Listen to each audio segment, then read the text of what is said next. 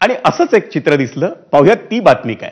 म्हणजे दिवंगत सेनाप्रमुख बाळासाहेब ठाकरे यांच्या शिवसेनेत जून 2022 मध्ये उभी फूट पडली आणि त्यानंतर केवळ तो पक्षच दुभंगला नाही, तर एकनाथ शिंदे आणि उद्धव ठाकरे यांच्या नेतृत्वाखाली शिवसेना पक्षाच्या नेते आणि कार्यकर्त्यांची मनही एकमेकांविषयी कलुषित झाली. त्यामुळे राज्यातलं राजकीय वातावरणही बिघडल्याचं सध्या चित्र आहे.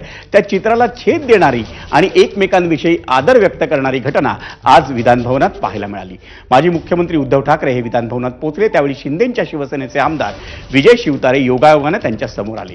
त्यावेळी शिवतारे यांनी दोन पक्षांमधलं वैर विसरून उद्धव ठाकरे यांना नमस्कार केला आणि विशेष म्हणजे उद्धव ठाकरे यांनीही शिवतारे यांच्या अभिवादनाचा खिलाडू स्वीकार करून त्यांना नमस्कार केला.